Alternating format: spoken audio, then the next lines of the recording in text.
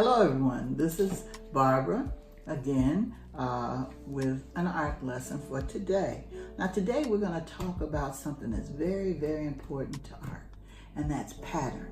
Okay, you see it all around you in fabrics, upholstery, clothing, all types of things. People repeat pattern. Okay, now you can make a pattern by using some of the elements: line, color, texture, value, and shapes will set up patterns for you.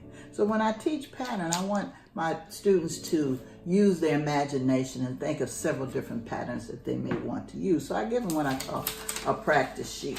And it's just a sheet of notebook paper where they're going to make patterns on every other line of this notebook paper to get them started on what patterns they may want to use in some of their designs. So something as simple as a circle next to another circle where you're just repeating it. And I call pattern close together use of symbols. So in this one, the symbol would be this circle. And I'm just repeating it, repeating it, repeating it, repeating it. Okay, trying to keep the same distance apart from the other symbols. Now, you can also make a pattern like this: a hump, another hump, a hump, another hump. And just imagine that this went all the way across the sheet. You could have a thick line, thin line, thick line, thin line, thick line, thin line. And you see that sets up a pattern too. You could also use a variety of shapes. You might be able to go a triangle, a circle, a triangle, a circle, a triangle, a circle, right? And that would go all the way across. And now I'm going to show you how I use pattern in different designs to help the viewer. Again, remember, we're always talking about the viewer, we're always talking about the artist, and we're always talking about how the artist controls the viewer's eye. So in this project, okay, we set up pattern with polka dots, and you can see how the polka dots were used to move the viewer's eye. And I also set up kind of a pattern with the colors, the light purples, the dark purples, the yellows. And these are contrasting colors, and that's another video when we talk about contrasting colors. But you can see the pattern and how when the viewer is looking at this, the viewer's eye is going all around this design. Here's another example of pattern in a design. You can see how patterns were repeated one spot to another. The orange, the colors were repeated and set up their own pattern. This pattern was repeated. And as you become familiar with this, you will do this automatically. It comes automatically for me.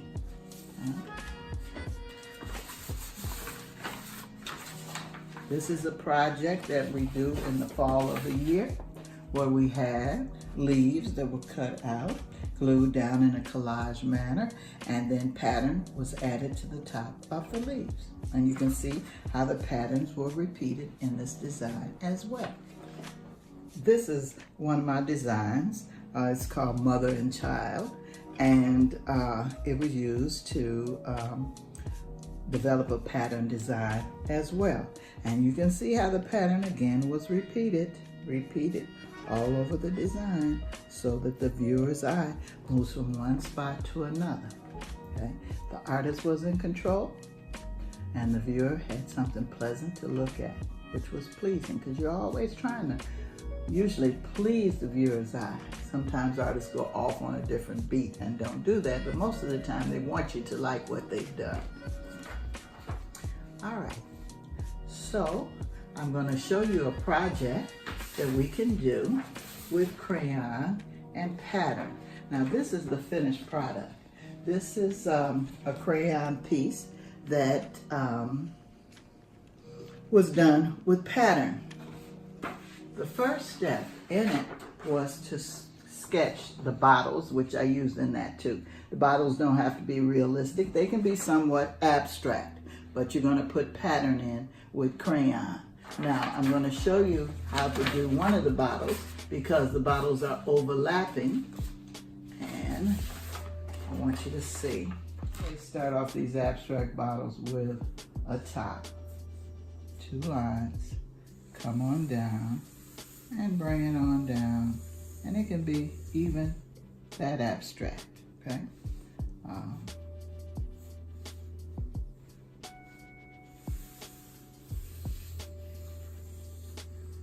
Something like that.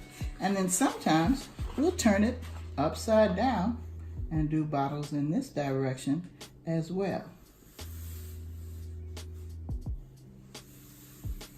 Okay, but just imagine that this has at least 5 to 7 bottles in the design. Now here's one that I've already put the pencil work on, and I think I'm going to add another bottle up here just for good measure. Okay, now once I have my bottles down, now you notice I've used this whole paper. All right, now I'm going to look at my crayons, and I always want to tell my students the secret to good crayon work is to press hard with your crayons. Don't break them, but give some body to how you're using them. So I put newspaper up under my work so that gives it a cushion. So if I start with a pattern like this, and I fill in,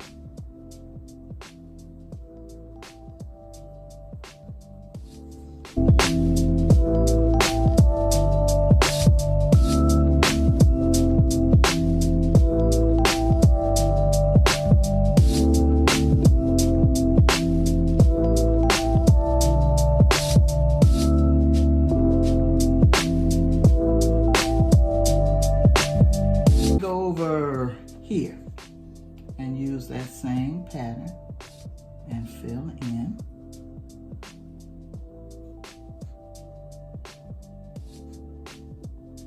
Okay, just like that. Now what do we say? The rule of 3. So we want to use it 3 or more times somewhere.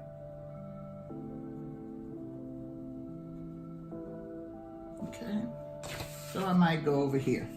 So I've got the viewer's eye here, here, and I've taken it over here with this same pattern.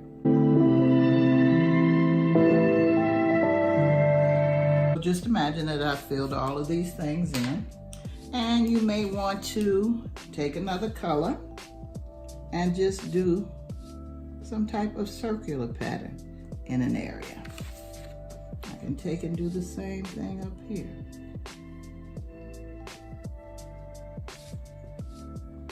Repeating the pattern.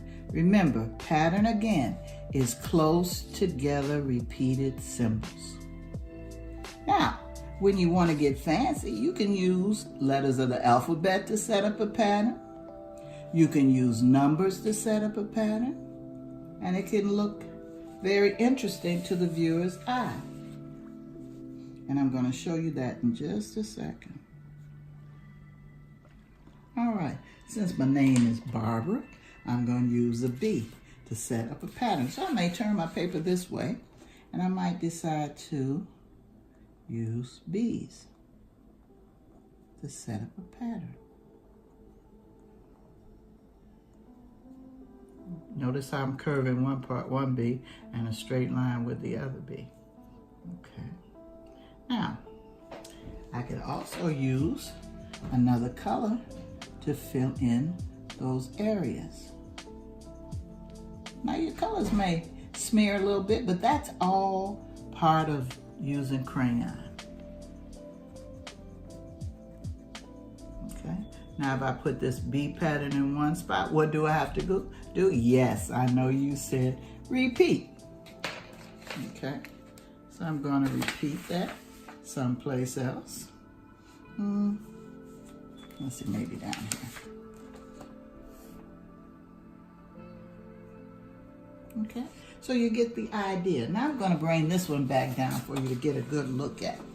And you can see how the student repeated line pattern all throughout this and the colors.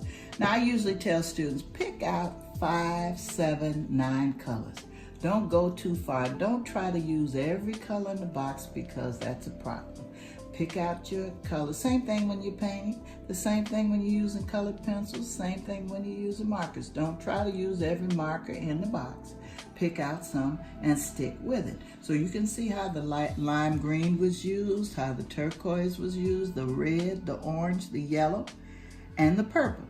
And that's basically what this person stuck with. So, but all of those colors were used all throughout the design. They were repeated. The colors are dark. They're pleasing to the eye. I just want to remind everybody to subscribe to my channel. Like it when you see the thumb up. Press that thumb up and say that you liked the video. Also make comments. Tell me what you like. Tell me what you may not have been interested in, or you needed some more information on an area. That's how I will improve my video. So I want to end this video with some samples of how far you can go with lines, colors, and pattern. Okay. Now this is a circular design that shows pattern. And the patterns are repeated throughout the design.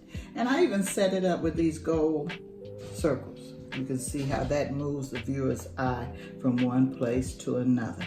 And you can see how this line pattern is over here and it goes in different spots. So this is the way I work all the time. Okay?